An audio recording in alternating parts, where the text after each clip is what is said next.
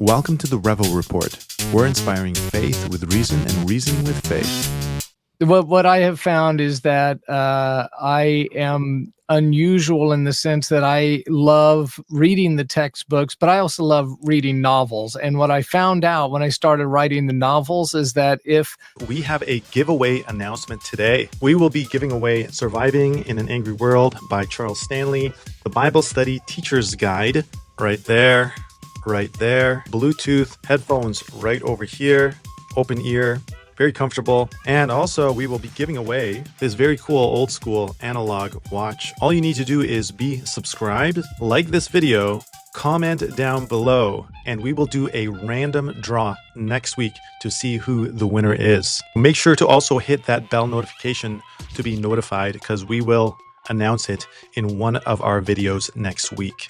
All right, let's get back into it.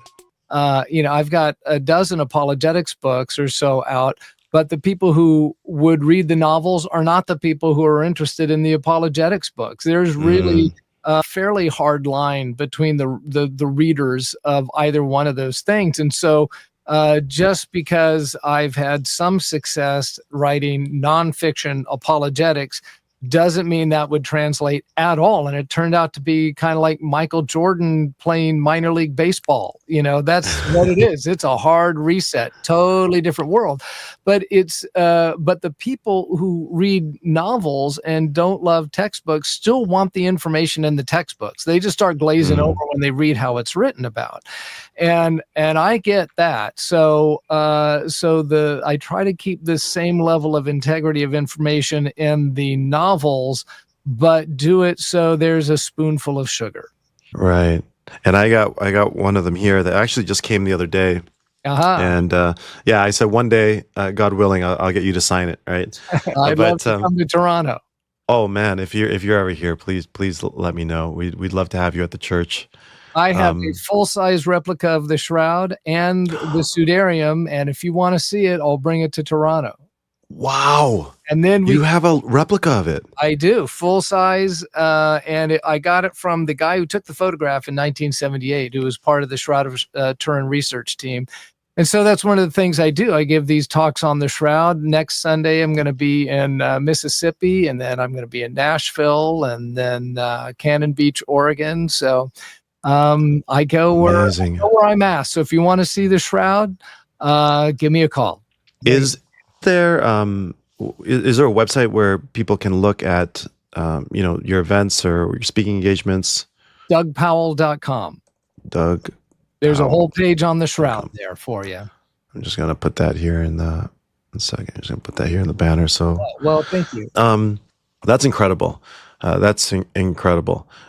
As someone with a really deep background in apologetics, and not just reading about it, you've actually gone to. Did you go to Spain for this one? Did you go to Turin, Italy? I have not been to Turin. I have been to Spain and been to the cathedral.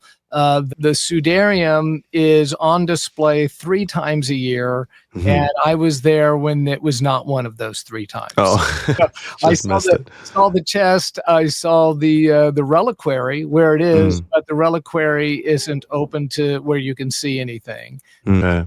I thought I was going to see it, but I did not. But do they tell you when it's going to be out in display, though? Yeah.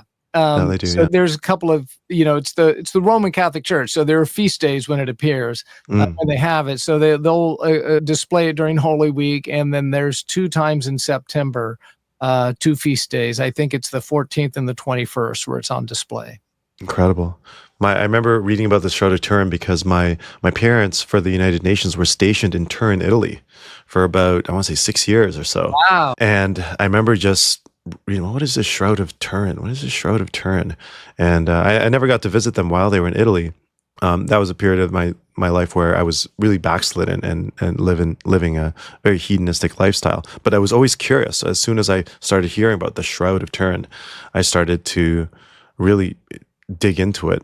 And yeah, I was just brought to tears when you look at the evidence. You have to really not want it to be the Shroud of Jesus, I think, when you dig into it.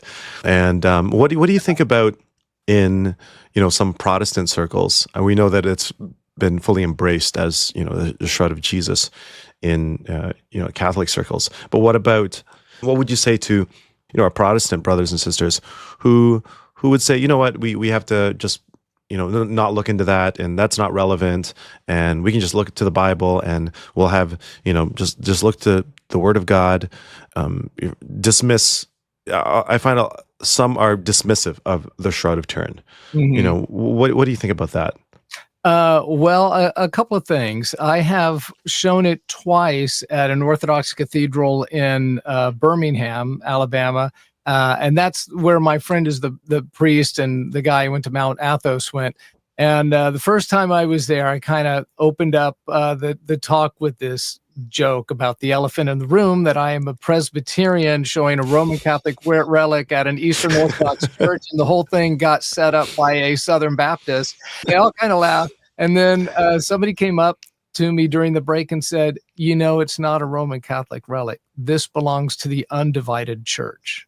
And wow, that's a beautiful thing to say. That's how I've kind of always thought of it ever since, So if the history of it, as we understand it, is correct, it's been in Eastern Orthodox churches longer than it's been in Roman Catholic churches. And it's only actually been owned by the Roman Catholic Church since 1983. Before that, it was in private hands.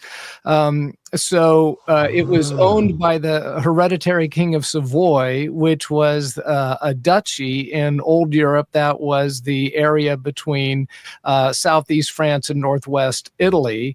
And before it was in Turin, Italy, it was in Chambéry, France, and that was all part of Savoy. So when it appears in Europe for the first time in 1355, it's in the private hands of a knight, and he doesn't say where he got it or anything like that. And 100 years later, it gets sold to the King of Savoy, and it stayed in the hands of the King of Savoy until the last hereditary king died after the reconfiguration of Europe in 1983, and he bequeathed it to the Pope. So technically, it's not even owned by the Roman Catholic Church. Whoever is the pontiff is the personal owner of the shroud. Wow. So that's how it works. It's not, the custodian of the shroud is the Archbishop of Turin, of the Cathedral of St. John the Baptist. So he really is who does the day-to-day, decides what happens to it and all of that. But technically the owner is the Pope, and technically it's not necessarily the Roman Catholic Church as an entity, it's the Pope. So this isn't a Roman Catholic thing. It's primarily, it's belonged to Eastern churches up until the sack of Constantinople in 1204. Prior to that, where it probably was, according to historical documents, it was all Eastern churches. So it's not just that. It's a bigger problem. If a Protestant has a problem that it belonged to the Roman Catholics, I just doubled the problem, because it also belongs. Well, the whole idea of thinking about it as belonging to the undivided church is a better way of thinking about it. But of course, Protestants don't really have any tradition of relics, and so they're suspicious of them. And that's right. With good reason, I think, because there are hundreds of relics. I have been to the Topkapi Palace in Istanbul, and if you go into the Chamber of Sacred Relics there, you can see the cooking pot of Abraham. I saw the sword of King David. I saw Joseph's turban. I saw Moses's staff. And of course, I don't believe any of them are authentic. But setting that aside, let's say they are actually authentic. Then how would you ever prove it? What could you possibly do to prove it?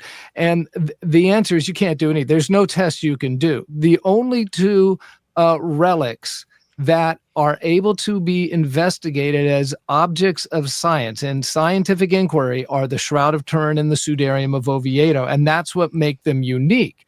And what makes that important is if they indicate that there's some kind of authenticity to them, then it provides corroboration to what we read about in the Gospels, because it so closely aligns. So it's archaeological confirmation.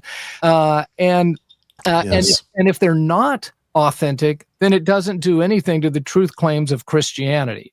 But it does provide corroboration and gives us additional background information, because when you study the medical evidence for what happened to the man on the shroud, not only does it very closely, I mean, it's an exact match for what you read about in the Gospels for how Jesus was tortured, but it really it reveals just how brutal it was, what the physical cost was for him. But the most important thing, I would remind Protestants who have a problem with the shroud, is that if it's authentic, think about what you're actually looking at. Do you still have a picture of the shroud you could put up? Yeah. Do Let's you put have it up one? here. Okay.